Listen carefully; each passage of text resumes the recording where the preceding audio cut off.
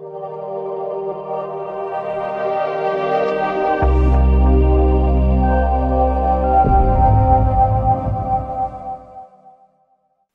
everybody, this is Dr. Kyle with ICE&x bringing you your next tip for Tuesday. What I want to discuss today is a little bit of a refresher over the temporomandibular joint. We have two of them. One, two. There's kind of a simplistic beauty about these joints in that most of us think they kind of just make our jaw open and close.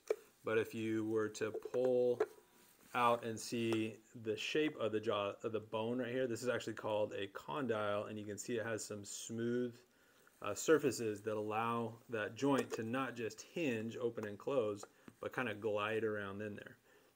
And in that beauty allows this to be a very dynamic body part. However, when it's not functioning properly, we can get some major issues that result all the way from jaw pain to tension headaches and those kind of things. What I really want to talk about today is more of a focus of the muscles around the area. And just as a refresher, we did a video on this a really long time ago. But just think we have the four muscles of what we call mastication, which are responsible for controlling the jaw. You have a temporalis muscle that's up here. That's commonly associated with tension headaches for patients or for people that are, when they're clenching their jaw, they get lots of tension up here. We have another muscle called a masseter here. And then on the inside of our mouth, we have two muscles called our pterygoids, a medial and a lateral. What those simply do is allow our jaw to deviate from side to side.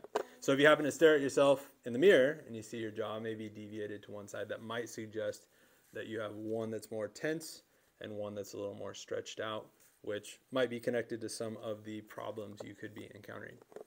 So to help balance out these muscles of mastication, I have a new favorite device that I wanted to share with you guys, and it's super simple. It's just a silicone little block, and if you consider the muscles we just went over, the dynamic of that jaw joint, this allows you to work all aspects of where you might encounter dysfunction. And what's nice is when you put it in, you can kind of bite down and feel where you are tense, feel where maybe you are weak, feel where you may have pain.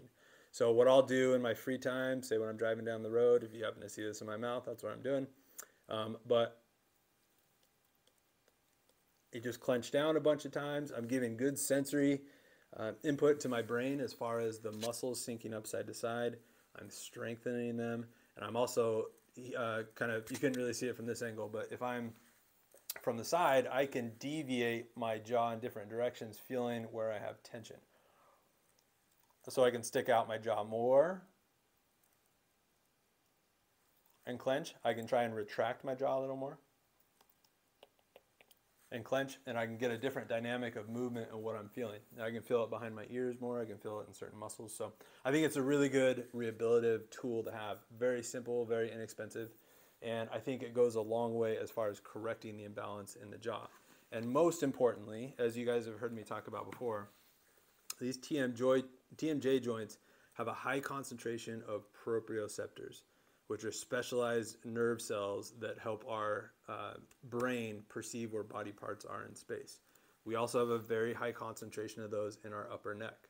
So the function of your jaw and the function of your upper neck are very intimately related. So when you strengthen your jaw and you're strengthening all the muscles that give feedback to the brain, you're also positively influencing your upper neck. And as I've found, even just working on my jaw, it kind of gives me a little better feedback as my overall head posture as well, which we've done plenty of videos on, and I've talked about the importance. So especially because we are an extremity specialty clinic, us chiropractors here, Dr. Eric and myself, we work on jaws very regularly because it is technically considered to be an extremity. If you're having some long-term issues that you think we might be able to help with, please give us a call, see if we can't help. In the meantime, if you don't end up coming here, try and seek one of these out. You can find them on all sorts of online avenues, but it could really go a long way as far as making you feel better.